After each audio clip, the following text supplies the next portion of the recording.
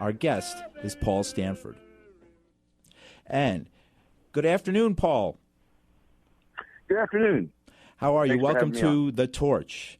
And happy to have you on as our first guest.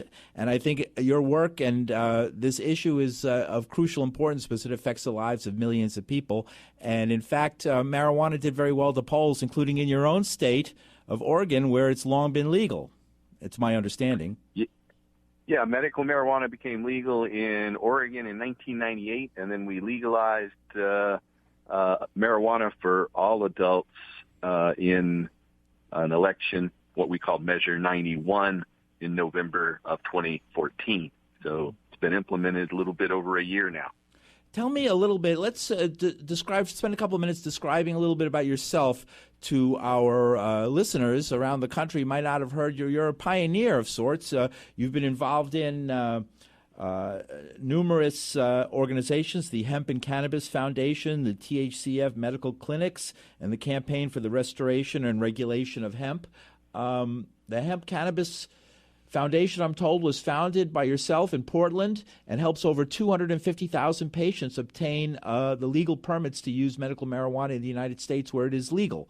How did you come to get involved in this, and what type of work does your foundation do? Well, we do educational work with our nonprofit, and we help medical marijuana patients. We try to educate people about the truth when it comes to cannabis, whether it be its industrial purposes for the fiber, the seed oil, the protein, to its medicinal use for patients with a wide range of medical conditions, probably the largest group being chronic pain patients, but also cancer patients, glaucoma patients. It affects many different things, from osteoporosis to autoimmune diseases. Oh, I was very... yes. Yeah, I was going to just bring up its use for a childhood form of epilepsy was very interesting to me, and that we had some problems here in New Jersey where our governor of New Jersey was fighting that tooth and nail, but there's actually a use for children of marijuana oil, of CBD oils. Am I right? Yeah, and it's been a kind of a foot in the door in many places on an international basis. These children, many of these children with things like Dravet syndrome and other forms of epilepsy have dozens, sometimes hundreds of seizures in a day, and some of them aren't able to talk or communicate. And they find after using comparatively small amounts of cannabis, and usually a non-psychoactive form of cannabis, something that doesn't even get you high, that controls their spasms, and it's an antispasmodic on many different levels. But epilepsy is one of the most useful treatments. And so that's brought some neurologists along, such as the CNN correspondent Sanjay Gupta. I could tell you a story how he had initially been against medical marijuana. He even wrote an editorial in Time magazine saying why marijuana isn't medicine. I got an opportunity as they were interviewing me for CNN for a show back in 2009. I said I really want to debate him because he's wrong, and I got the scientific proof to give him. So I gave him all of these studies, and he changed his mind right then and there. Little did I know he'd become one of our biggest advocates in creating, 3 versions of his a documentary about the medicinal use of cannabis called Weed 1 and 2 and 3.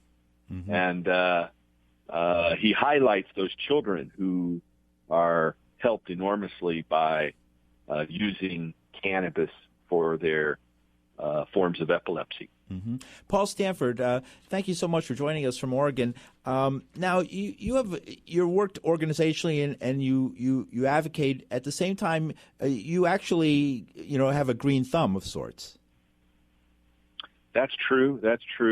I have been able to grow cannabis legally here in the state of Oregon. I've only done it in the state of Oregon since 2000, the year 2000. Medical marijuana passed at the ballot in November of 98 here in Oregon, became legal in May of 99, and I started helping patients right then. I've done a cable access television show in Oregon for over 20 years now, since 1996. Oh, and And how can people find out about that? You can watch it on the internet, I'm sure, right? Yeah, you can. Just go to YouTube and look up Cannabis Common Sense. That's the name of the TV show. We do a new show almost every week. We're up to almost 900 shows since 1996. So it's on the internet. You can even watch it live on Ustream when we do it for New York City. That'd be at 11 p.m. on Friday nights. Right. But so that's when it's live. in doing that show, I had a doctor come on and co-host the show with me. Yes. And when medical marijuana became legal, patients started showing up at the TV studio to get our doctor to sign the paperwork necessary for him to get the state permit for medical marijuana. Well, the way it works in Oregon, yes, that's what I was going to ask. Go ahead.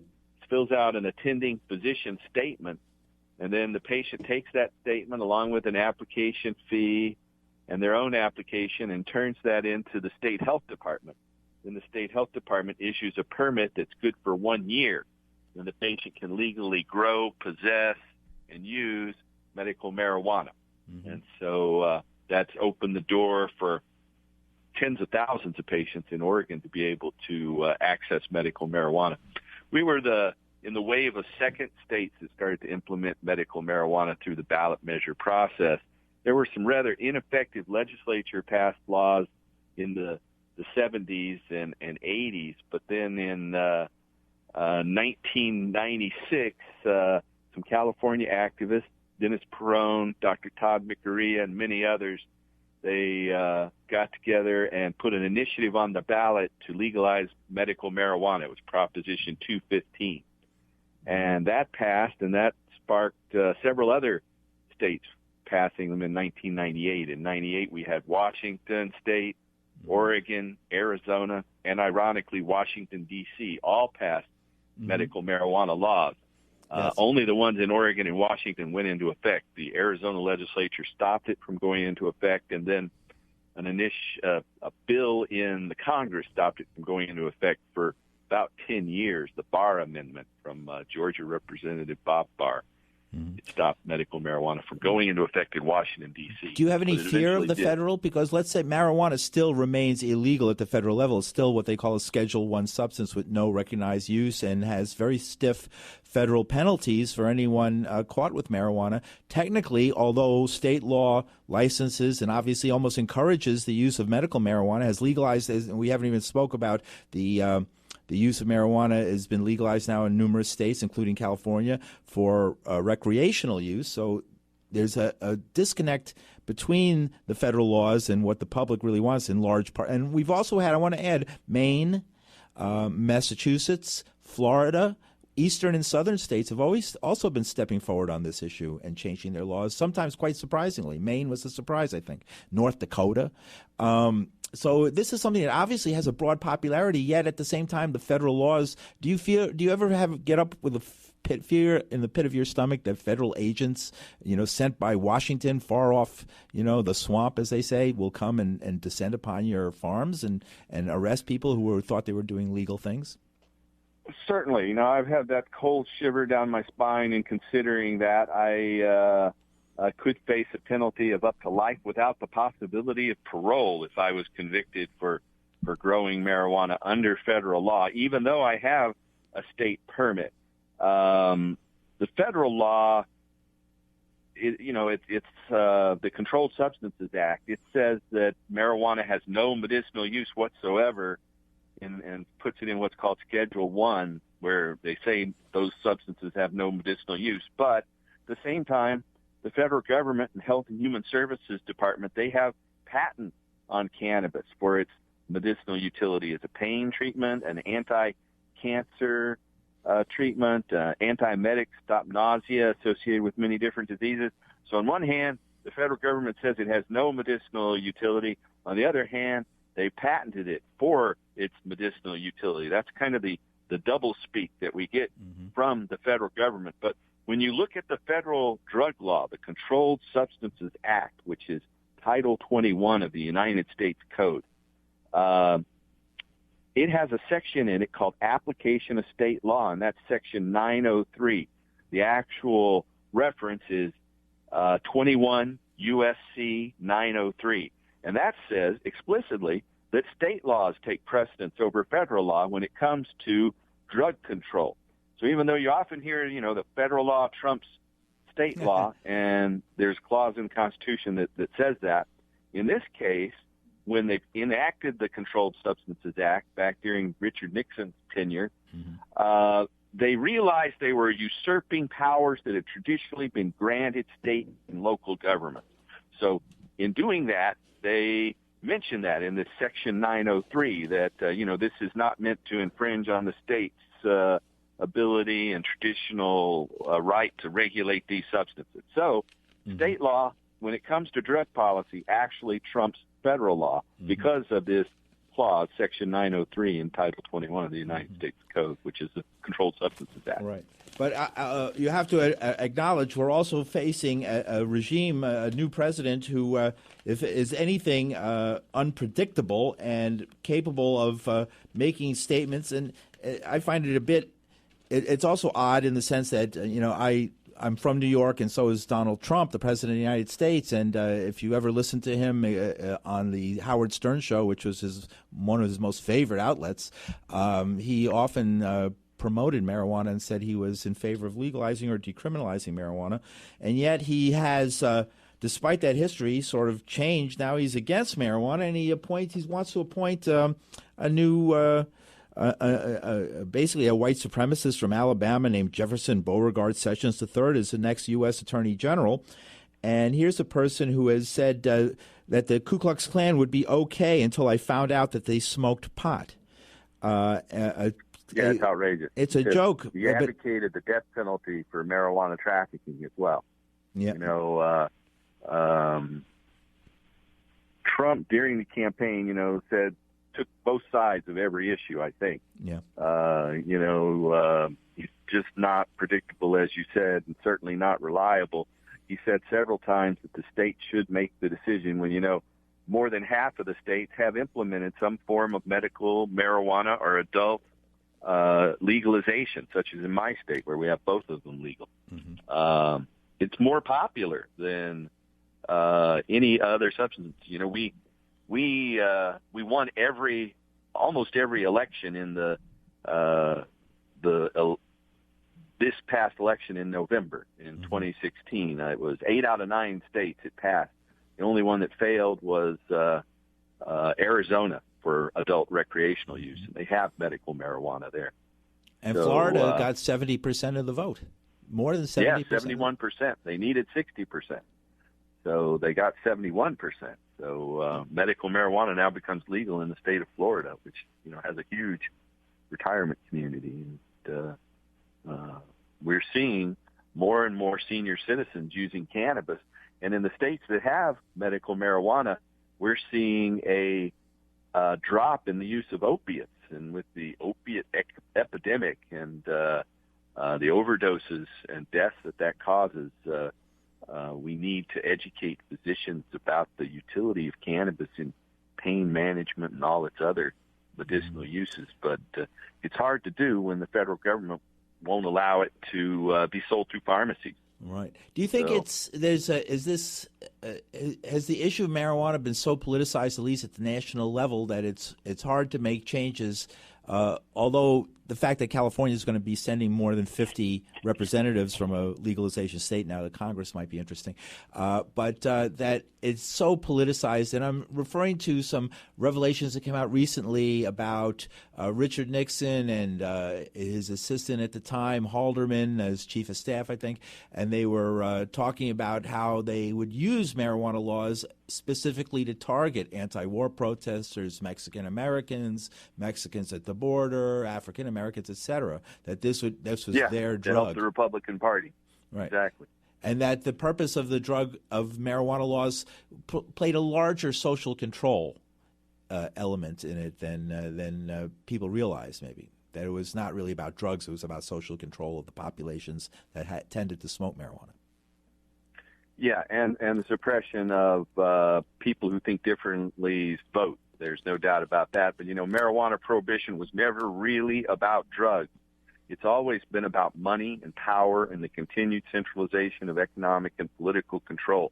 the real reason we have marijuana doesn't have anything really to do with drugs. That's just a smokescreen. It's really about energy, because cannabis produces more diesel fuel than any other plant on the planet by a factor of at least 3 to 1. And so when cannabis was prohibited, they came up with a new name for it. They called it marijuana to play on anti-Hispanic racism. And so it's really a battle between the synthetic cycle and the natural cycle, when we can use plant oils as diesel fuel instead of petroleum. That decentralizes that wealth. Have you seen that done? Because it's so expensive to drill for oil, so expensive to refine it into products, it's so toxic. It prohibits everyone else from participating. If you're not already one of the uber wealthy, the wealthiest people that can spend tens of millions, hundreds of millions of dollars to drill for oil and tens of billions of dollars to process it into products, then the fact that, hemp can be made by any farmer, they can take an acre and get over 300 gallons of oil, over a residual after they press the seed, 3 tons of high-protein hemp seed meal left over, and 25 tons of fiber. Is it legal to grow hemp in the United States? No cannabis, no THC, the active ingredient that gets people high, but just using it for all these purposes, as a meal, as a fuel, as a rope, all these other purposes, these natural the Farm substances. Bill started to allow low THC hemp to be used, but I always like to educate people that low THC hemp is really a subterfuge, because it's the high THC hemp that produces many times more seed oil and seeds. It's the seeds and the seed oil that are the real key to marijuana prohibition, because the seed oil is the source of fuel, the primary source of fuel. Though you can make ethanol from the biomass, and cannabis produces more biomass than any other plant outside of the tropics. Only bamboo grows faster, and bamboo doesn't grow everywhere. But hemp seed oil you can take right from a cold press, take the seeds, press them, pour it right into any diesel engine, and turn the key with no modification of the seed oil nor modern diesel engines, and it will run a diesel engine as a biodiesel fuel. And it's 3 times more productive, at least, than any other seed oil crop. And that's the reason that marijuana is prohibited. As long as we have low THC cannabis, which only produces about 600 pounds of seeds per acre, it's not really competitive with petrochemicals. But when you take higher THC cannabis, even just 3 to 5% THC cannabis, which is still pretty low for a psychoactive market, that produces 8,000 pounds of seeds per acre, 15 times more. And when it's pressed, creates over 300 gallons of oil and over 6,000 pounds of residual protein.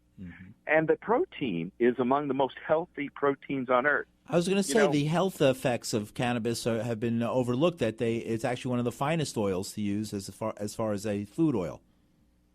And the protein as well. The protein perfectly matches humans' nutritional needs. And, cannabis has been cultivated at least 12,000 years, and that makes it the oldest crop known to man. There's recent archaeological evidence that cannabis has been cultivated over 25,000 years, maybe even 35,000 years ago. It could be the whole basis of agriculture to start with. So this plant that is the oldest crop, grown at least 12,000 years, and maybe 30,000 years, and the most productive crop, making more fiber from its stems, more food and fuel from its seeds, and more medicine from its flowers. That it's the oldest crop and most productive crop. I see. And when we can grow hemp again without regard to its THC content, but with regard to the varieties that produce the most and best fuel, that will change the whole world economic system. Instead of seeing the further centralization of economic control in the hands of the petrochemical industry, who my late great friend, a Kentucky attorney named Gatewood Galbraith, passed away about 5 years ago. He called it the petrochemical, pharmaceutical, military, industrial, transnational, corporate elite fascist sons of a bitches. Yep, and that they are like the ones who gave us this cannabis prohibition for the economic benefit of the few and to stop the decentralization of wealth. And that's the bottom line. That's why we have marijuana prohibition. And believe me, ExxonMobil, our new Secretary of State, Rex Tillerson, they know this, and they're going to put off marijuana legalization as long as possible because it keeps the money flowing and keeps their stock valuable. Because when we start to switch to hemp-based fuels, the value of those petrochemical holdings will decrease enormously. Oh, I see. So, in a sense, you're saying hemp can save the planet. Yeah, yep, definitely. It's more than just prohibition is what's caused so much of the problem. Yeah, prohibition has really been the problem, not the actual. And in fact, with 20 plus years now of basic decriminalization and now years of legalization experience, looking at states like Colorado and California and your own state in Washington, you haven't seen the social breakdown that was predicted. Sort of the domino theory that marijuana as a gateway drug would cause this disastrous effect. Less traffic fatalities, less people going to jail, less violence, less domestic disturbances as people are switching from alcohol to cannabis. And so we're seeing a lot of substitution along those lines in the states where cannabis is legal, and that means less people dying on the roads from drunk drivers and less people being beat up in their homes from domestic violence. Paul Stanford, obviously an expert on this new hemp revolution, basically, that's occurring across America at the same time as we're having a reaction going on. It's one of the cross-cultural events of American history. What is it that you would like to leave our listeners with? What understanding about the future cannabis laws, especially under the current regime, and medical marijuana's presence in our culture and our lives? What would you like people to know in the last couple of minutes of the show? The most important thing is that hemp is the most productive crop, making more fuel, fiber, food, and medicine than any other plant on the planet, and it's the oldest agricultural crop. So we've prohibited the oldest and most productive crop to benefit the few based on lies that were racist at their implementation. Right. The whole name marijuana just bespeaks the anti-Hispanic racism that engendered. Mm-hmm. All right. Thank you very much, Paul Stanford, joining us from Oregon, Portland, Oregon. And we'll have you on again to talk more about this because I'm sure there'll be a lot more to say in the months and weeks to come. All right. Well, thank you, Paul. Thank you very much. If anybody wants to look it up, look at crrh.org. That's